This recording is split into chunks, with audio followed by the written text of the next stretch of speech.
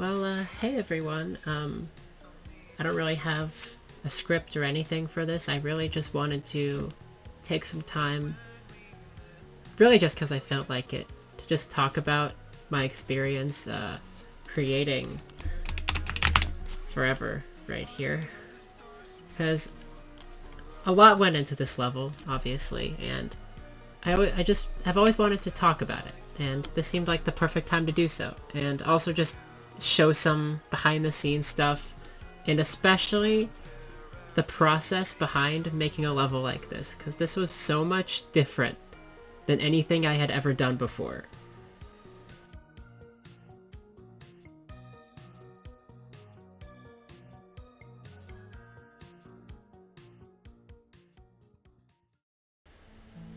Okay, so the first part here, I made the layout for this level 7 months ago now. Just a few weeks ago, actually. I just passed the 7-month anniversary of this layout, which is kind of insane to me, honestly. I can't even believe that. I didn't start decorating until a few days later, I believe. And this first part had so many things go wrong with it, but I'm getting ahead of myself. So this first part is obviously just based on Copper 9 itself, right? Which actually I never explained. The Murder Drones demon is real. That's what this level is. I had just recently finished the show. Well, watched it for the first time in February, and I believe I started this in March. But I wanted to express my love for the show. Which, love is putting it lightly, but it gets the point across. And so this first part was just the first idea I had, which was just to make Copper 9 itself, which I had never made an artsy level like this before. So this was so different for me. The blocks went through so many variations, as you can see up here in the void. First up, a lot of the blocks used to be darker on the outside, for one, which I eventually went against. Like, I eventually decided to make them darker with more dark outlines because a lot of stuff started to blend together and I just wasn't happy with how it was looking. Especially these things. I really like these blocks, but I like them in moderation. And I'm much more happy with how I ended up using them as just a breakup block instead of an always thing. We also have around here in the zone some more unused designs. This right here, this particle, was gonna also be for the blocks, but I decided against it because that would also be a lag machine for one, and B, I didn't really find it looked too good or noticeable, so I just settled on not using it. Probably the hardest part about making this section was designing the blocks. Because the first difficult thing for me was that making this look more natural, which it was a fun challenge. I'm not gonna say it wasn't a fun challenge. It really was. I enjoyed making this part a lot. Like, probably my favorite part of the level is this first part, which says a lot. But yeah, over here, getting this to fit some of the structures I had, I've had to fill these in with like blocks to make sure they were solid, but it didn't quite naturally fit, which was, again, a good challenge. I liked it, but it also made for some headaches, to say the least. Yeah, so there's the really funny thing that this first part had to get remade 3 times. 2 of those times were because of this button right here. And now, Rob is just a genius. Just an absolute genius, because, like, there's this wonderful feature called copy and paste state. So you can copy the state of this, say this has group 64, you can copy it, and you can paste it over here. This also copies color channels, layering, and so on, which is a useful feature, right? The problem is, these buttons aren't always there if you don't have something copied. So I basically ruined my entire level because you can't undo that button. Twice.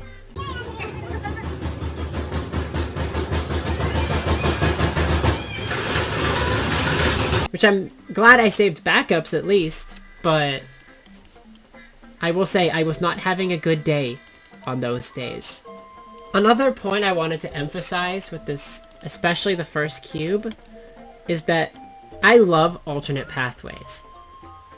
When there's a choice in what you can do, and there's no fully distinct right way to do things, like, over here, there was a route that, because of the decoration, eventually got accidentally patched out, but I decided to add it back in by shrinking this spike over here, so now you can fall here, or jump. Both of them work. I intentionally made a lot of routes like that possible, because it's just fun to have multiple ways to go. That's always been my philosophy as a creator. If it's fun, why remove it? It doesn't need to be gone. Yeah, I think that's about all for the first part. I was inspired a lot by Callie's level, Tachophobia, if you've ever heard of that. But most of this was just my own brain trying its hardest to make something, and I'm ultimately really proud of this first part. This was probably my best work, I think. Now, here's the part of the level that has inspired some complaints in the victors, let's say. Which this cube is very simple. I wanted it to be very simple. I wanted to add just simple yellow and purple pulses to match Uzi's colors. And largely because I wanted a representation of the uncertainty after the finale, that we didn't know, specifically at the time, we didn't know what Uzi's situation with the solver was. Which now in a post-music video world, we do know what the situation is, but it still applies. The duality of it all, right? At least I think so. This over here is the first thing I made for the level that was not the layout. Which, of course, we have the solver symbol right here. And I always knew with these blue orbs that I wanted the symbol accompanying it. And I'm so happy with how that turned out. That's probably one of my favorite moments in the level, too. I mean, it's just, for lack of a better term, aura. And now the ship, the infamous ship, if you will. This is the hardest part of the level to make. It was the hardest part of the level to make for me. I had to redo this multiple times, and I'm still very proud of it. I think it turned out well, but it was the hardest part to make by far. Firstly, this background back here took so much out of me to do.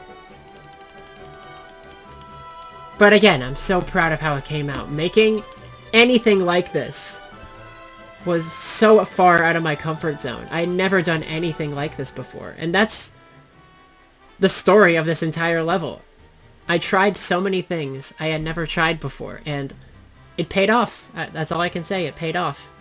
I would honestly recommend more people just try to push themselves like this.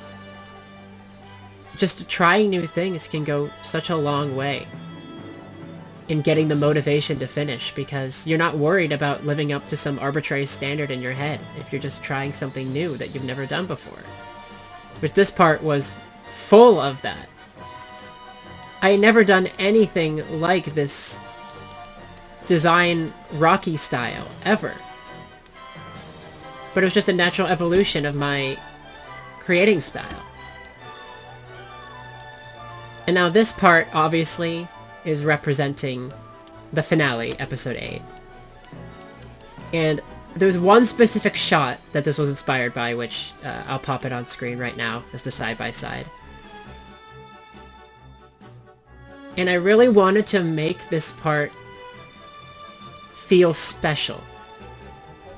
I personally still get chills at this part, looking at it. And playing it. It's just It's just a perfect synthesis of everything I love about the original show, which I'm very proud to have done. Up here, actually, we get some DLC content. This was an original effect that I was going to try with, like, Solver manipulating the rocks and moving them, but eventually I just decided it wasn't going to work, so I put it off to the side. Up here we have a lot of the space stuff. We have a lot of the space stuff right here. I also think it's funny to mention that this part got absolutely torn apart during playtesting. And I'm very happy they did, because it was really funny. And I fixed a lot of things, and I kept a lot of things in. And overall, I'm very glad, especially, that I fixed this ship. Because some of the parts were pretty inconsistent for anyone who was not me. And I'm very glad I addressed that. This part alone took me on and off 2 months of the 4 months I decorated this to build.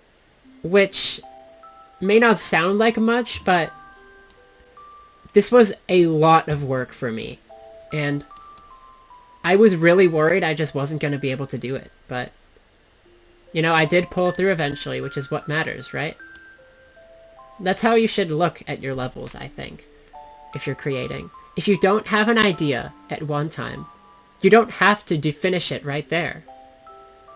You don't have to finish it right there. You can always come back later and just try something new. You don't have to force yourself. It can do a lot for your levels if you just give them the time they need and the time you deserve to finish them.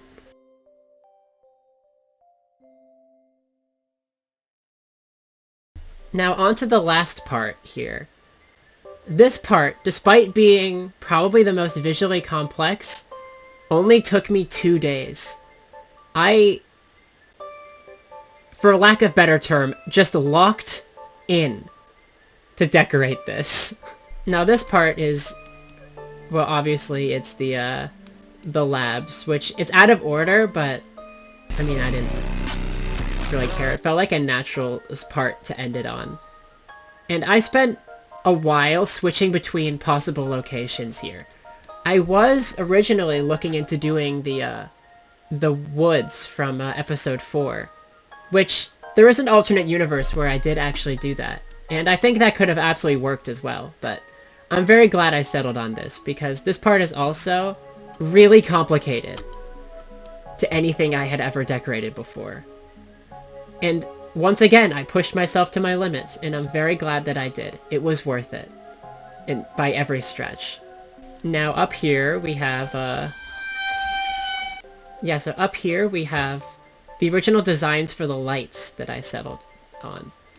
Because right here is the final one I settled on. After some input from one person in particular, I eventually settled on this one right here, and I'm very happy I did as well. This is designed based on the lights that were in the lab in the original episode. And I don't have much more to say here other than I just had a lot of fun making this part. It took a lot of work, and it was very different than anything I've done before, just like every other part in this level. I think my whole point with this level, and this video rather, is just have fun with creating. Do something that you're passionate about, because if you're passionate about something, you're gonna make the best product you can. You shouldn't worry about living up to someone else's arbitrary standards. I mean, if you really think about it, this is a lot like the show itself. You don't have to change yourself for other people. Just be yourself and make them change for you. Make what you want to make. Prove to them that what you can do is just as valid as what they can. Yeah, and so that was a brief talk through the level, but besides the level, I want to just talk about a few things, and if you don't care about that, you don't have to keep watching, but I feel like this is a pretty important thing, at least for me. Well, first I want to show the end screen, and obviously everyone who was there to support me. while I was making this. I have so many dedications because it means a lot to me, and I wanted to immortalize that in this level. Especially the playtesters who helped make this just that much better. I'm so proud to have finally managed to finish this level, and with everyone's support. Now, on to miscellaneous topics. I asked some questions, or rather I asked 4 questions, and the first one requires a bit of a exposition, if you will. One of the victors, my personal very good friend, Colronius, had a particularly rough time with the dash orbs in this level, to the point that they started getting names. One of these such dash orbs is Reginald. And to their question of how did Reginald come to power, we don't talk about that. And another important question that I want to talk about and just kind of yap about for a little bit is who is my favorite Murder Drones character? And this isn't even a contest for me. It may seem like it's a contest, but it isn't. It's Uzi by a mile. And to talk about that, I need to talk about a lot of other things. Mostly that Uzi is so much like me, it's kind of scary. Her entire arc revolves around feeling isolated from people and not knowing how to express herself properly. And that's exactly what I've gone through my entire life, and it just resonated with me so much. The entire message of the show resonated with me so much. The idea of just being yourself, making other people change for you, don't sacrifice who you are. It's just a really important message, no matter how cheesy or whatever it is. Who cares if it's cheesy? It's an important, good message, and it resonated with me, especially. Uzi will always be my favorite character for that reason, and one of my favorite characters in anything ever. I don't think anything could match the emotional impact I feel. Also, here's Scooby-Doo.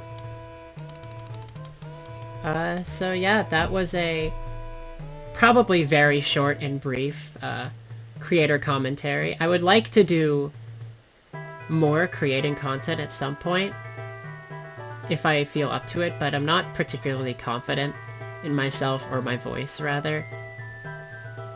So excuse me if that never actually happens, but I really appreciate you just watching me talk about this level I love so much a little bit. It means the world to me. Thank you, and have a nice day.